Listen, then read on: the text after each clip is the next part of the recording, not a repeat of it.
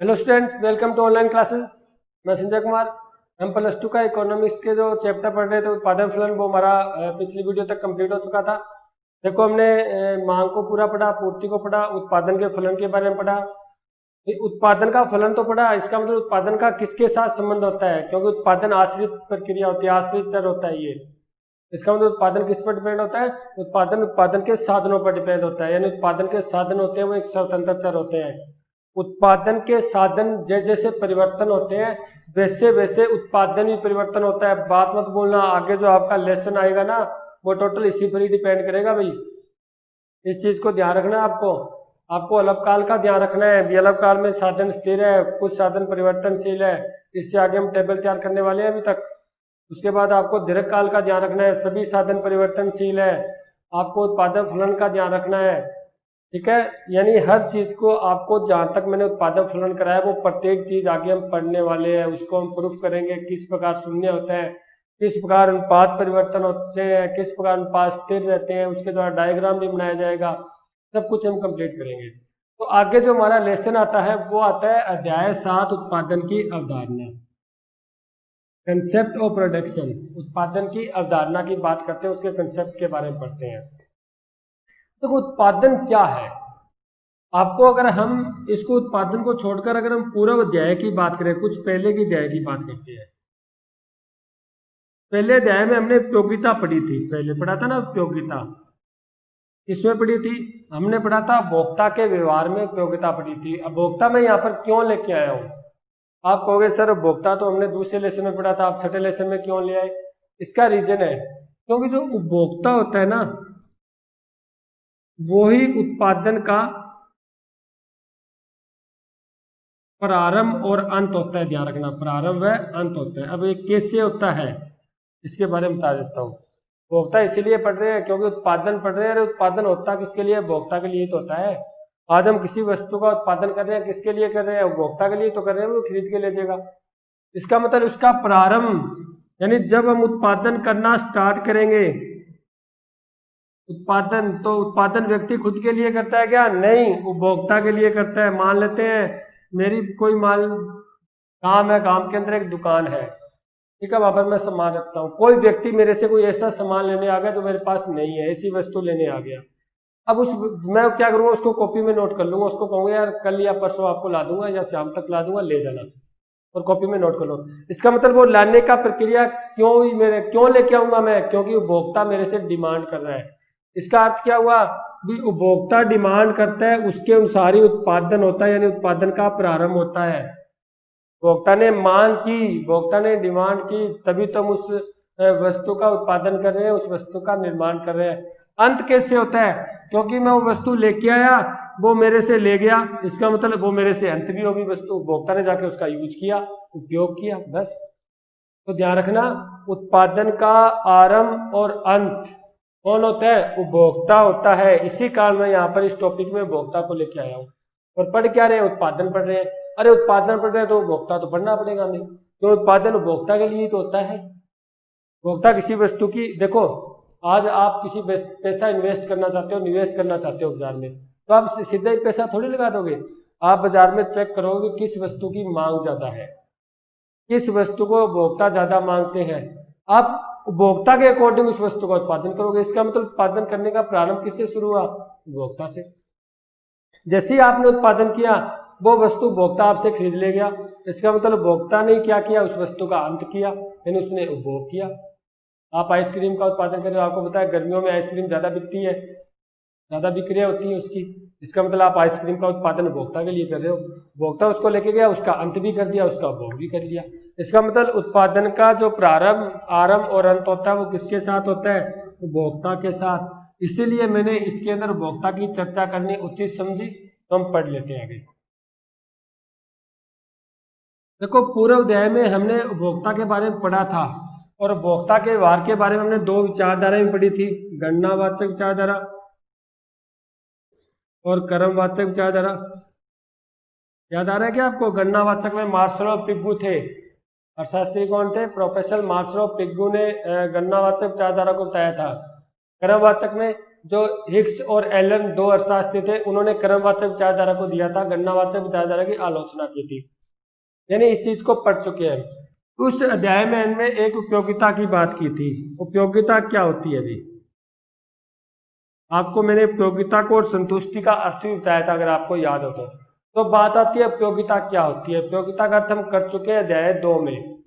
तो क्या होती है इसके बारे में एक बार और स्पष्ट कर देता हूं आपको। उपयोगिता क्या होती है? वस्तुओं में आवश्यकता संतुष्ट करने की शक्ति। यानी वस्तुओं में जो आवश्यकता संतुष्ट करने की शक्ति होती है वही क्या होती है? उपयोगिता होती है। हमारे लिए खाना उपयोगी है क्योंकि हमें भूख लगी है, इसका मतलब हमारी भूख को संतुष्ट करने की शक्ति है वो खाने में है, इसलिए वो खाना हमारे लिए उपयोगी है। हमें सर्दी लग रही है, हमें मतलब कोट स्वेटर पहननी है, इसका मतलब हमारी जो आवश्यकता है स्वेटर की वो पूरी कौन कर रही है? स्वेटर कर रही है। हमारी सर्दी को दूर वो कर रही है, इसका मतलब वो हमारे लिए उपयोगी है। इसका मतलब जिसमें आवश्यकता संतुष्ट करने की शक्ति होगी उसमें वही क्या होगी? उपयोगिता होगी। बात यहाँ पर स्पष्ट होती है। पढ़ा था ना, ये आवश्यकता को संतुष्ट करने की ज्यादा शक्ति होगी तो वो हमारे लिए ज्यादा उपयोगी होगा। अगर उसमें आवश्यकता संतुष्ट करने की कम शक्ति होगी वो हमारे लिए ज्यादा कम उपयोगी होती है। अगर मान लो कोई ऐसी वस्तु जो हमारे लिए बिल्कुल ही संतुष्ट नहीं कर सकती आवश्यकता को, वो हमारे लिए कहाँ उपयोगी होगी? कई बार घर में हमें सामान मंगाते हैं लेकिन पापा कुछ और ले आते हैं तो हम कहते हैं ना ये नहीं चाहिए, ये नहीं लेंगे, क्योंकि वो हमारी आवश्यकता संतुष्ट नहीं कर रही। हम कहेंगे ये नहीं लेंगे, हम तो वो ही लेंगे। इसका मतलब वो हमारी आवश्यकता है, वो हमारी आवश्यकता को संतुष्ट कर रही थी लेकिन ये नहीं कर रही। हमें घर वालों पापा से बोलते हैं मोबाइल ला के, तो जी पापा क्या करते हैं एक सिंपल बटनों वाला मोबाइल ला देते हैं, हम उसको नहीं लेते क्योंकि हमें एंड्रॉइड मोबाइल चाहिए, नेट चलाना है, इसलिए वो हमारे लिए उपयोगी नहीं है क्योंकि वो हमारी नेट वाली आवश्यकता पूर्ति नहीं कर रहा। इसी कारण हम कहेंगे ये तो नहीं लेंगे। इसका मतलब बिना मोबाइल ले जाएंगे लेकिन ये नहीं लेंगे। ये बात होती है ना, हम कोई सामान ला के देते कहते हैं हम बिना वो सामान वगैरह रह जाएंगे लेकिन ये नहीं लेंगे, लेंगे तो वो लेंगे वरना हमें मत दिलाओ। तो इसका मतलब क्या हुआ? उसमें आवश्यकता संतुष्ट करने की शक्ति नहीं थी, इसका मतलब उसके लिए हमारी उपयोगिता शून्य थी। और जिसमें आवश्यकता संतुष्ट करने की शक्ति ज्यादा होती है उसकी उपयोगिता भी क्या होती है? ज्यादा होती है। तो उपयोगिता का अर्थ समझ गए? एक बार हमने अध्याय 2 में लेसन 2 में भी किया था और एक बार मैं यहाँ पे बता चुका हूँ। अब मैटर यहाँ पर आता है कि हमने ये तो पढ़ लिया है उपयोगिता, लेकिन उपयोगिता आती कहाँ से है? वस्तुओं में। वस्तुओं में उपयोगिता आती कहाँ से है?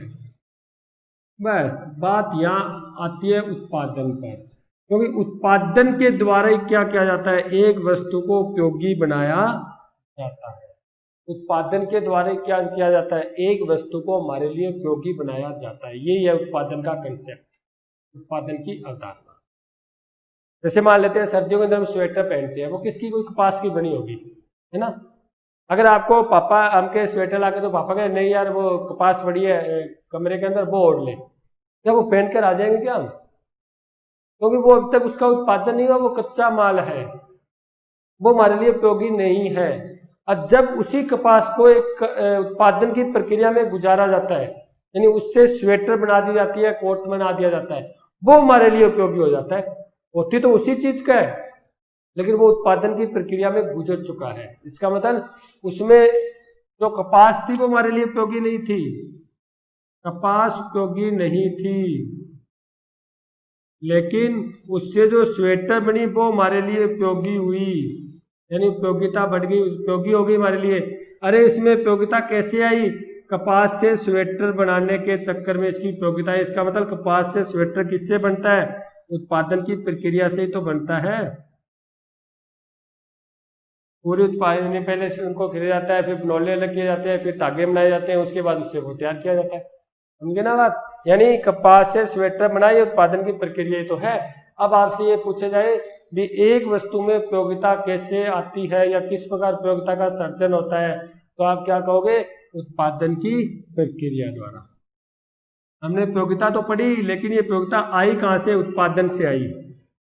ठीक है, जो उत्पादन किया जाता है उससे उपयोगिता है। कच्चा माल था हमारे लिए, आप कपड़े पहनते हो, अलग प्रकार से अगर धागे दे दिए जाए तो पहनना मुश्किल हो जाता है हमारे लिए। ठीक है, मान लो जूते पहनते हैं चमड़े के, अगर आप उसे चमड़ा ही दे दिया जाए तो पहन लोगे क्या?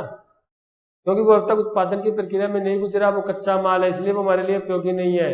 लेकिन जैसे ही वो उत्पादन की प्रक्रिया में गुजर जाएगा उसके बाद वो वस्तु बनेगी, वो हमारे लिए उपयोगी होगी, क्योंकि वो हमारी आवश्यकता की संतुष्टि पूरी कर रही है। ठीक है, तो इसी कारण अब इसी के आधार पर मैं आपसे एक प्रश्न पूछता हूँ यहीं पर। मैं आपको ये कहता हूँ उत्पादन का अर्थ बताओ जी। आपने उपयोगिता का अर्थ पढ़ लिया, अब आती है बात उत्पादन की। मैं कहता हूँ आपको उत्पादन का मीन क्या होगा, इसका अर्थ क्या होगा, इसको बताओ। क्या करोगे? देखो अभी तो पढ़ के आए हैं, क्या पढ़ के आए हैं? ये उत्पादन किसे कहते हैं? वस्तुओं में उपयोगिता का सर्जन, या मैं कह दूं उपयोगिता का निर्माण। बात समझ रहे हो? मैं कहता हूं उपयोगिता में सर्जन, मैं कहता हूं उपयोगिता का निर्माण, और मैं ये भी कह सकता हूं भी उपयोगिता बढ़ जाना या उपयोगिता बढ़ाना। बस ये क्या है? उत्पादन है। उत्पादन का समझिए ना, जो हमारे पास वस्तु है हमारे लिए उपयोगी नहीं है, उत्पादक क्या करता है? उसमें उपयोगिता का सर्जन कर देता है, उसमें उपयोगिता का निर्माण कर देता है, उसकी उपयोगिता बढ़ा देता है, और जो बढ़ाता है उपयोगिता बढ़ती है, वही तो क्या होता है? उत्पादन होता है। जैसे मैंने आपको बताया था कपास, इसमें उपयोगिता नहीं है, उपयोगिता नहीं है, लेकिन उत्पादक क्या करता है? कपास से ऐसे कपड़ा बनाता है, इसमें उपयोगिता आ जाती है, उपयोगिता का सर्जन हो जाता है। इसका मतलब उपयोगिता है तो इसी से, निर्माण तो इसी से किया गया, लेकिन इसमें उपयोगिता नहीं थी। उत्पादक ने उत्पादन किया और ये कच्चे माल के रूप में उत्पादन किया, उसको कपड़ा बना दिया, इसका मतलब उसमें उपयोगिता का क्या कर दिया? सर्जन कर दिया, निर्माण कर दिया, यानी उसकी उपयोगिता में वृद्धि कर दी। और जो उपयोगिता का सर्जन करना, उपयोगिता का निर्माण करना, उपयोगिता में वृद्धि करने क्या कहलाता है? उत्पादन कहलाता है। उत्पादन का अर्थ समझ गए आप? आपने उपयोगिता का अर्थ पढ़ा। उपयोगिता क्या होती है? जिस वस्तु में आवश्यकता संतुष्ट करने की शक्ति होती है वो उपयोगिता होती है। अब आवश्यकता संतुष्ट करने की शक्ति दी किसने? यानी उस वस्तु में उपयोगिता किसने दी? उत्पादन ने दी। आप इसके लिए कह सकते हो उपयोगिता का सर्जन करना, निर्माण करना। कैसे लिख सकते हो आप? में उपयोगिता की वृद्धि करना, जो भी है आपको टेंशन है। अर्थ इसका उपयोगिता निर्माण करना भी इसका अर्थ है, उपयोगिता सर्जन करना भी इसका अर्थ है, वस्तु में उपयोगिता बढ़ाना भी इसका अर्थ है, यानी उपयोगिता में वृद्धि करना भी इसका अर्थ है। कोई दिक्कत नहीं है, जो आपका दिमाग सूट करे, जिस प्रकार आप उसको याद कर सकते हो वैसे याद करो, अर्थ सभी का सेम है। आप एग्जाम्पल दे सकते हो, जैसे कपास और कपड़े का उत्पादन, इसका चमड़े का जूते का उदाहरण दे सकते हो आप। आपने कहा कपास में उसके अंदर उपयोगिता का सर्जन किया और कपड़ा बना दिया, हमारे लिए उपयोगी हो गया, और अब उस कपड़े को पहनते हैं, खरीदते हैं हम। कपास को नहीं खरीदते, नहीं पहनते हम। ठीक है। दूसरी बात, चमड़ा और चमड़े से जूते, चमड़े को नहीं पहनते, नहीं खरीदते, लेकिन कब से जूता बनता है वो जूते को पहनते हैं, खरीदते हैं हम। इसका मतलब वो हमारे लिए उपयोगी हो गया, वो उपयोगी। ये चमड़े से जूता बना, उत्पादन की प्रक्रिया के द्वारा। कपास से कपड़ा बना, ये भी उत्पादन की प्रक्रिया है। इसका मतलब उत्पादन क्या होता है? उपयोगिता का सर्जन या उपयोगिता का निर्माण करना क्या होता है? उत्पादन होता है। अब बात करते हैं हम उत्पादन के बारे में, कुछ और पढ़ लेते हैं।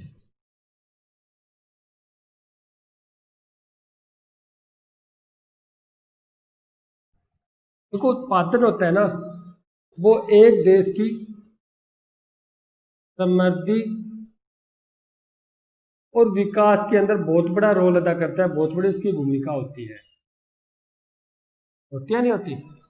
जिस देश में उत्पादन की प्रक्रिया तेज होती है, ज्यादा उत्पादन होता है, उस देश का विकास भी ज्यादा होता है। यानी उस देश के अंदर जो देश की राष्ट्रीय आय है, नेशनल इनकम है, और जो उस देश की प्रति व्यक्ति या व्यक्तिगत आय है, उसमें क्या होती है? वृद्धि होती है। अब मेरे को ये बताओ, जब राष्ट्रीय आय बढ़ती है, व्यक्तिगत आय बढ़ती है, तो देश की व्यक्तियों का विकास होता है। ठीक है, मांग बढ़ती है, यानी पूरे देश का विकास होता है, पूरे देश की समृद्धि होती है। तो उत्पादन के द्वारा में एक देश की समृद्धि के विकास की भूमिका निभाता है। एक अच्छा, स्वस्थ और ज्यादा उत्पादन होना देश की समृद्धि का प्रतीक है। किसी देश में उत्पादन कम होना, इसका मतलब वो देश की समृद्धि का नहीं, वो देश नीचे जा रहा है, उसकी समृद्धि नहीं हो रही, यानी उसका विकास नहीं हो रहा। अगर हमारे भारत के अंदर प्रत्येक चीज वस्तु का उत्पादन हो रहा है, फुल उत्पादन हो रहा है, पूरी डिमांड है, मांग पूरी वस्तु बिक रही है, सबको लाभ हो रहा है, सबकी आवश्यकता की पूर्ति हो रही है, इसका मतलब हमारा देश क्या हो रहा है, विकास की ओर जा रहा है, यानी ये समृद्धि का प्रतीक है। ठीक है, उसके बाद हम करते हैं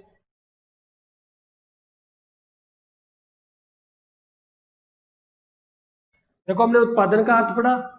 ठीक है, अब आता है उत्पादन के बारे में कुछ लोगों की परिभाषाएं पढ़ते हैं, कुछ अर्थशास्त्रियों की उत्पादन की परिभाषाएं।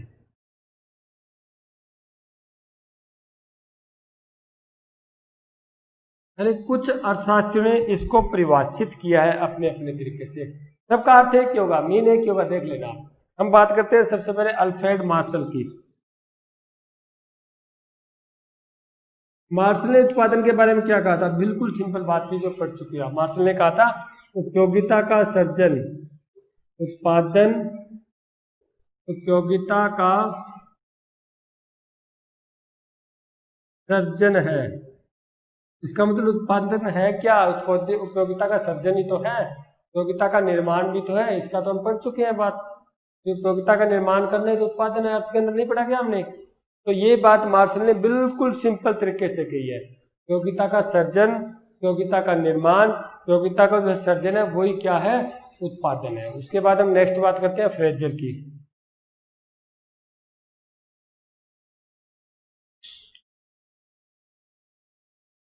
देखो फ्रेजर ने इसके बारे में क्या कहा है। फ्रेजर ने यह बात कही है उत्पादन होता है उपयोगिता की पुनः स्थापना करता है, यानी पुनः स्थापना करना ही क्या है? उत्पादन। किस प्रकार? पुनः स्थापना, स्थापना है तो उपयोगिता को और ज्यादा लेके आना, उपयोगिता उसके अंदर स्थापित कर देना।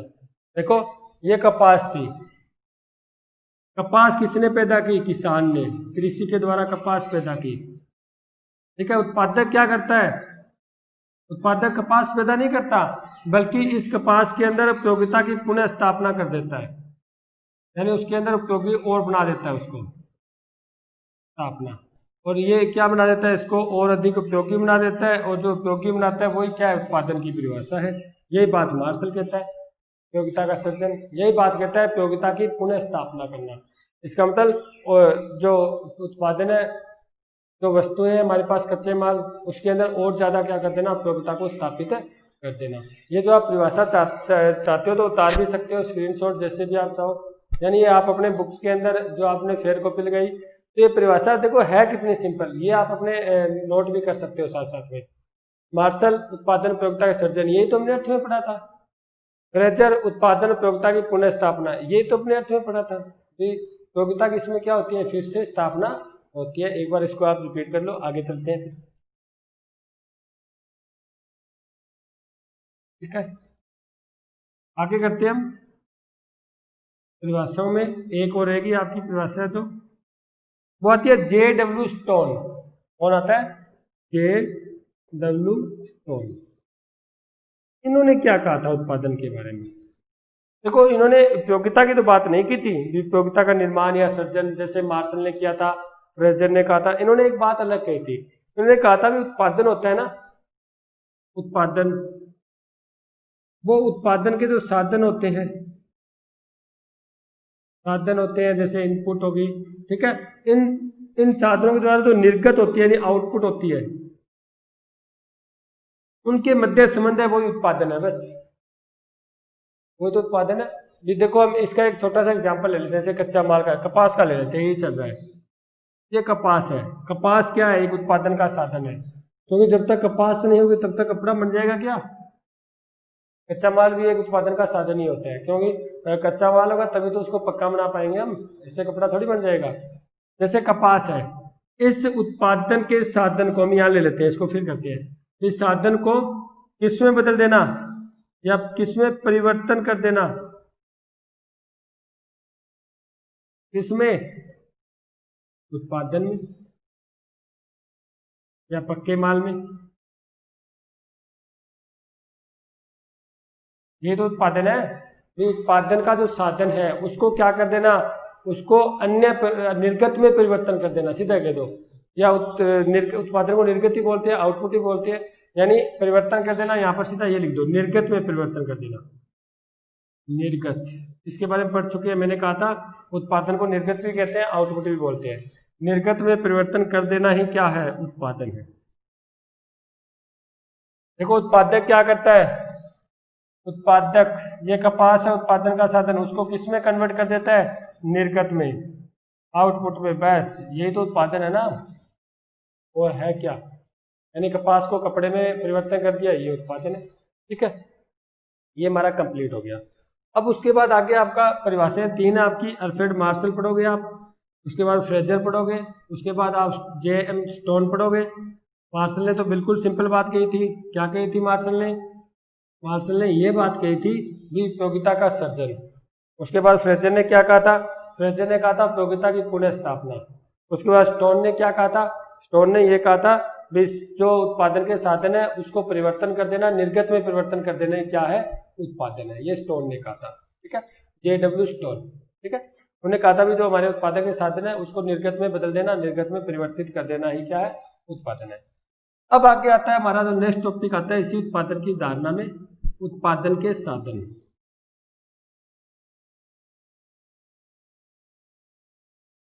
क्या आता है, उत्पादन के साधन। तो उत्पादन के साधन क्या होते हैं, सबसे पहले साधन तो बाद में करेंगे ना, पहले इसको अर्थ तो पता होना चाहिए। तो उत्पादन के साधन को हमने उत्पादन फलन में किया था। उत्पादन फलन क्या बताता है, उत्पादन के साधन और उत्पादन के मध्य जो फलनात्मक संबंध को बताता है, उत्पादन फलन पढ़ा था ना हमने। ठीक है, जो उत्पादन साधन थे वो एक स्वतंत्र चर थे और उत्पादन था वो एक आश्रित चर था। अब मैं सबसे पहले बात करता हूँ उत्पादन साधन। इससे पहले मैं आपको एक छोटी सी बात बताता हूँ, क्या ऐसा हो सकता है क्या हमें उत्पादन के साधन न लेके उत्पादन कर ले, नहीं हो सकता। अगर हमें उत्पादन करना है तो हमें उत्पादन के साधन भी लाने पड़ेंगे। मान लेते आपके पास पैसा है, आप पैसा निवेश कर रहे हो बाजार में, उत्पादन के लिए पैसा बाजार में लगा रहे हो, क्या आप खुद अकेले उत्पादन कर दोगे, नहीं कर पाओगे। आपको आगे बंदे भी चाहिए, आपको कच्चा माल भी चाहिए, आपको पूंजी मशीन भी चाहिए, आपको भूमि भी चाहिए, आपको बेचने के लिए दुकान भी चाहिए, आपको परिवहन भी चाहिए, आपको तकनीक भी चाहिए, टेक्नोलॉजी भी होना चाहिए, आपको प्रबंध भी चाहिए। प्रबंध होता है ना, मैनेजमेंट, क्यों, प्रबंध बिना तो काम चलता ही नहीं है। जब तक प्रबंध नहीं होगा, अनुशासन नहीं होगा, तब तक तो उत्पादन हो ही नहीं पाएगा। आपको श्रमिक चाहिए। तो कहने का मतलब है न तो एक व्यक्ति उत्पादन कर सकता है, न अकेली मशीन उत्पादन कर सकती है, न अब ये कह रहे जी भूमि है और हमें गेहूं पैदा करनी है, क्या भूमि गेहूं अपने आप पैदा कर देगी क्या, हमें उसके अंदर उसको जोतना भी पड़ेगा, हमें बीज भी लाना पड़ेगा, उसके बाद हमें कुछ व्यक्ति भी चाहिए, उसके अंदर घास वगैरह निकालने के लिए सब सिंचाई करनी पड़ेगी हमें, उसके बाद उसको लास्ट में कटाई भी करनी पड़ेगी, उसको निकालनी पड़ेगी, उसके लिए मशीनरी की आवश्यकता पड़ेगी। तो इसका मतलब एक केला न तो भूमि उत्पादन कर रही, अब मान लो किसी का भूमि नहीं है, वो श्रमिक है, क्या वो उत्पादन कर लेगा गेहूं का, अरे श्रमिक का तो उसको गेहूं का उत्पादन करने के लिए भूमि भी चाहिए उसको, अगर उसके बाद मशीनरीकरण नहीं है तो क्या कैसे निकालेगा गेहूं को कैसे निकालेगा, मशीनरीकरण भी चाहिए उसको। अगर उसके बाद भूमि भी है, मशीनरीकरण भी है, श्रमिक भी है, बीज नहीं है गेहूं का, तो वो गेहूं कहाँ से पैदा कर लेगा। तो कहने का मतलब होता है भाई उत्पादन करने में, उत्पादन में अनेक साधनों का या अनेक साधनों की आवश्यकता पड़ती है। सभी साधनों द्वारा मिलकर ही उत्पादन की प्रक्रिया पूरी होती है, यानी किसी वस्तु का उत्पादन होता है। जैसे मैंने आपको भी कहा था, जैसे कपास से हमें क्या करना है, कपड़ा बनाना है, तो इसके लिए हमें कपास भी चाहिए। कपास से कपड़ा बनाना है, कपास हमारे पास है नहीं तो कहाँ से कर लेंगे, कपड़ा कहाँ से बना लेंगे भाई। ठीक है, अब हमें क्या चाहिए, हमें कपास भी चाहिए और कपास पैदा करने के लिए भूमि भी होनी चाहिए। इधर कपड़ा पैदा करने के लिए जो मशीन लेके आए, मशीन भी चाहिए, मशीन लगाने के लिए हमें भूमि भी चाहिए, और भूमि के ऊपर हमें मकान जो बिल्डिंग भी चाहिए, बिल्डिंग तो बनानी पड़ेगी ना, बिल्डिंग बना कैसे उत्पादन हो जाएगा भाई, बिल्डिंग तो चाहिए ही चाहिए। ठीक है, उसके बाद मैं बात करूँ, श्रमिक भी चाहिए मेरे को, क्योंकि मशीन श्रमिक भी तो चलाएगा, क्या मशीन अपने आप चल पाएगी? मेरे को स्टेशनरी भी सामान चाहिए, मेरे को कुछ विशेषज्ञ, मेरे को तकनीक भी चाहिए, मेरे को प्रबंधन भी चाहिए। ठीक है। उसके बाद चपरासी होता है, उसका भी बहुत बड़ा रोल होता है, ध्यान रखना। परिवहन का भी रोल होता है। यानी ये सभी बहुत से साधन होते हैं। इन सभी साधनों से मिलकर ही क्या होता है, एक वस्तु का उत्पादन होता है। इसके अंदर ऐसा नहीं कह दे जी श्रमिक अकेला उत्पादन कर देगा, नहीं कर पाएगा। उन सभी साधनों के सहयोग के द्वारा मिलकर ही एक वस्तु का क्या किया जाता है, उत्पादन किया जाता है। ठीक है। अब हम बात करते हैं उत्पादन के साधनों की, कि कौन कौन से साधन होते हैं जो मेन मेन आपके सिलेबस में दिए हैं, उन साधनों की बात करते हैं। ठीक है।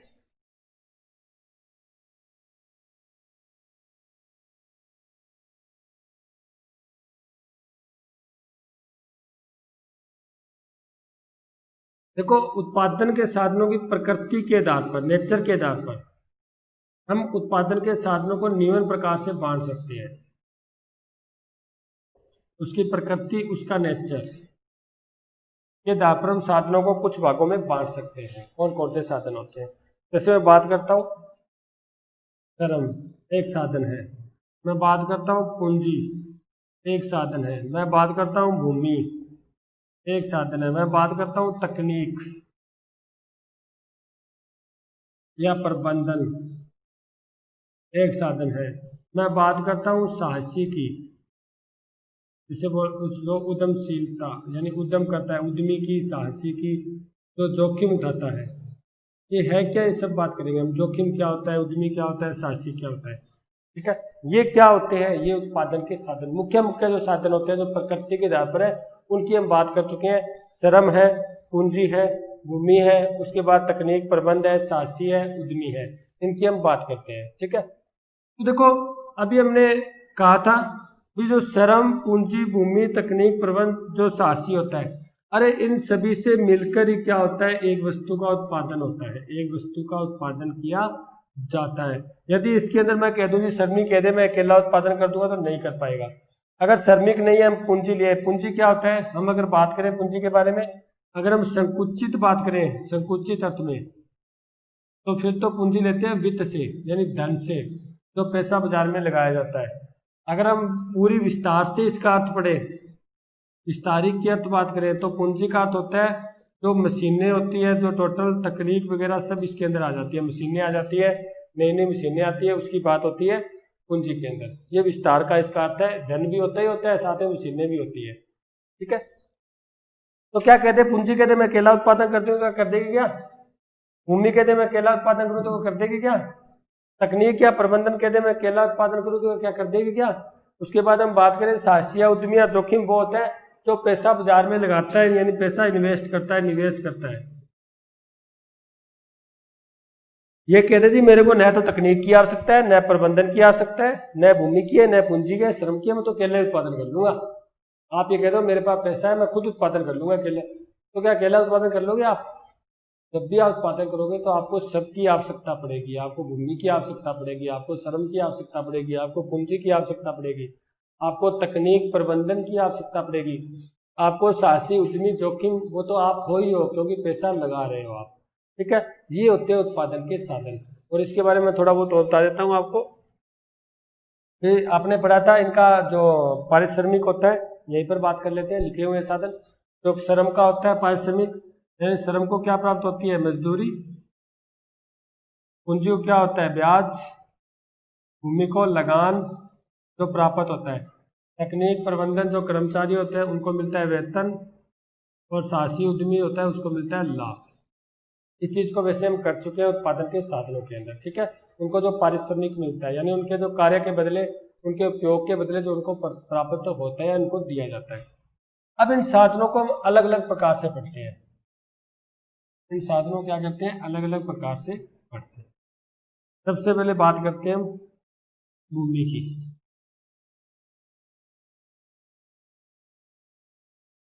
भूमि, भूमि की बात करते हैं हम सबसे पहले, या मैं इसको ऊपर लिख देता हूँ, उत्पादन के साधन, ताकि सारे एक साथ आ जाए। उत्पादन के साधन, उसके अंदर फर्स्ट बात करेंगे भूमि की।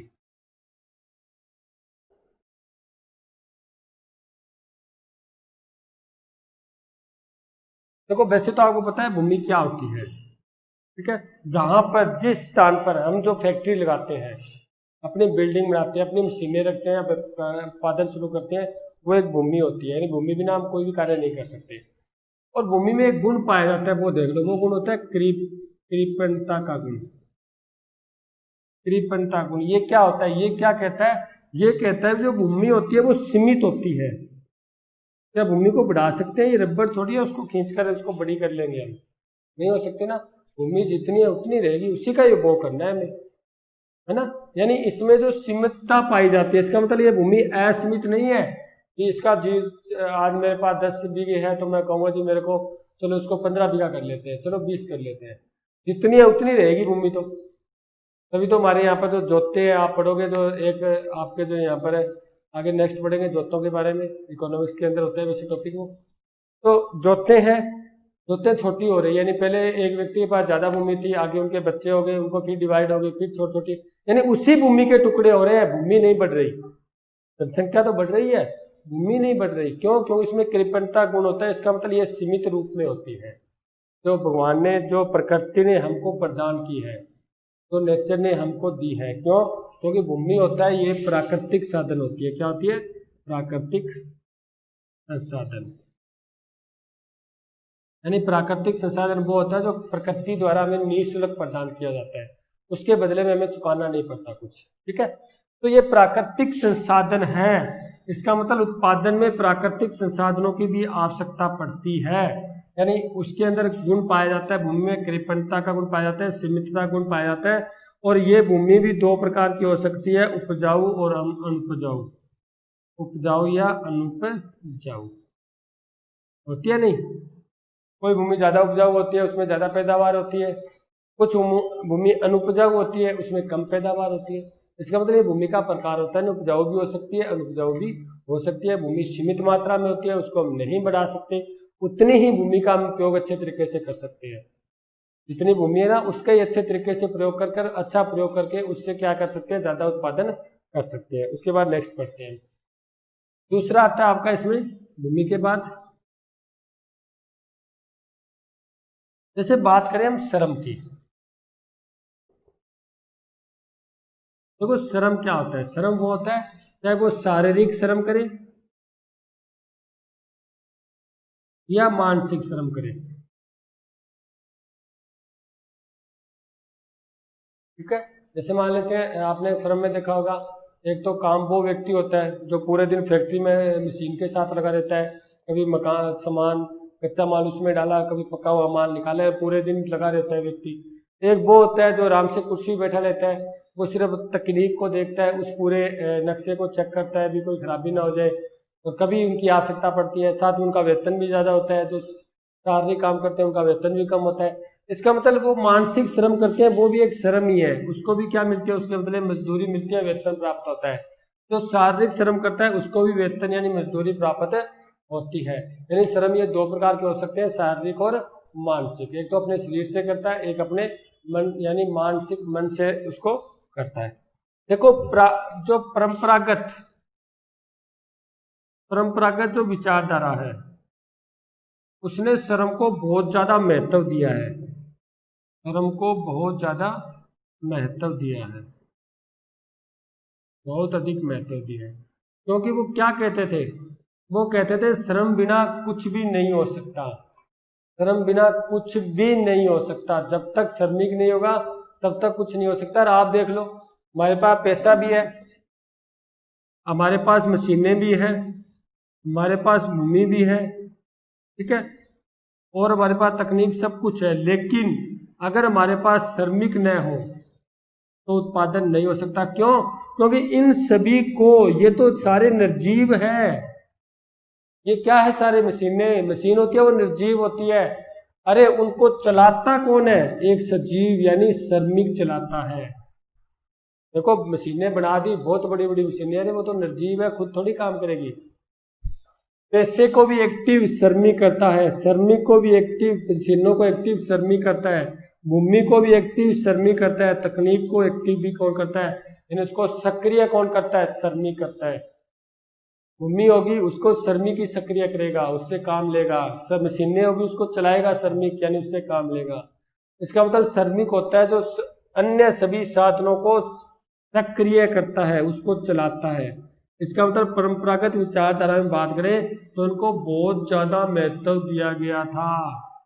यहाँ तक आपने वो मार्क्स की कहानी पढ़ी है ना, कार्ल मार्क्स ने कहा था अभी जो भी उत्पादन होता है वो श्रमिक के कारण होता है और श्रमिक को ही सब कुछ प्राप्त होना चाहिए। ठीक है, तो अब ये तो परंपरागत है। अगर हम आधुनिक काल देखें तो क्या आधुनिक काल में उसका महत्व कम हो गया क्या? नहीं, आधुनिक विचारधारा में भी इसका महत्व बहुत है। श्रम का महत्व बहुत ज्यादा है, अधिक है, क्योंकि श्रमिक के बिना कोई भी काम नहीं हो सकता, कोई भी कार्य कंप्लीट नहीं हो सकता।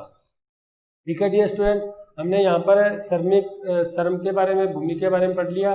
उसके बाद जो आपके नेक्स्ट साधन है, तकनीक है, पूंजी है, प्रबंधन है, साहसी है, उद्यमी, इसको हम नेक्स्ट क्लास में करेंगे। Thank you.